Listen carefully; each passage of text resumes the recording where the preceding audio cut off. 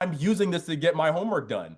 And I think that's why, Mm. like as teachers, we also, as educators, we have to make sure that the assignments that we are putting in front of them challenge them more and make them go, okay, what more can I do? So even so with my own students now, when I'm doing financial literacy classes with them, I could just say like, okay, you're gonna have a test on what is a budget, 50, 30, 20 rule. I'm gonna test you on it in a week and we'll see where it goes.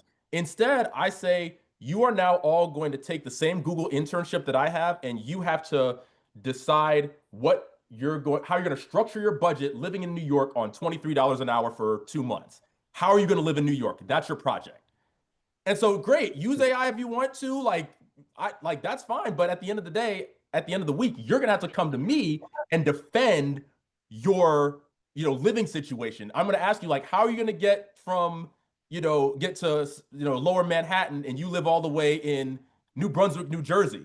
Like, explain that to me how that's gonna work. You gonna wake up at 4 a.m. every day and you came in late, when school starts at 8 o'clock? Like, help me understand that. Okay, you're gonna live in, a one bedroom apartment, but you got three roommates. Like, y'all saving on rent, but y'all having guests. Like, what's going on here? Like, what's happening? So that makes the kids think through all these different things. And again, that's not a like, oh, this you have to use AI or you can't use AI. It's me just raising the bar in terms of a real world relevant assignment that they can actually take things from when they go out into the real world. Mm.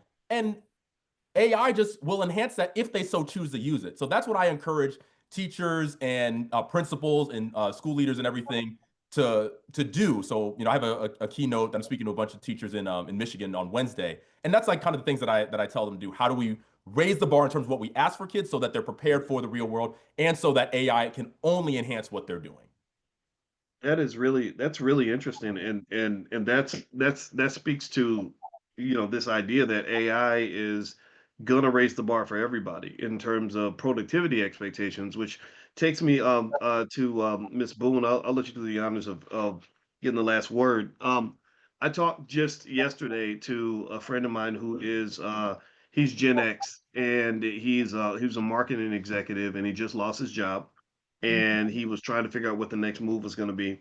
And he's in his 50s now. So that's when the age discrimination starts to creep in the sense of people saying, well, why would I hire a 50 something when I could hire a 20 something? But even the 20 somethings are not getting the jobs too.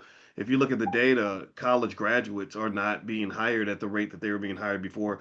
A Berkeley professor said, my computer science graduates at Berkeley, he said they're having trouble finding jobs. So if it's happening at Berkeley in computer science, then this is pretty pervasive. What do you say, Miss Boone, when you're talking to somebody in their 50s and 60s and beyond that is trying to adjust in the workforce in this world of I think that there's got to be a solution out there, but it almost seems to say they if you are insistent upon thinking about the world as if it was as if it's 2010, you're not going to be successful. What are your thoughts on that? Oh, definitely AI can help. Reason being, I'm 60 years old. And so AI has just supersoared my business as a result of using this tool as that, a tool. And so many people are so afraid of it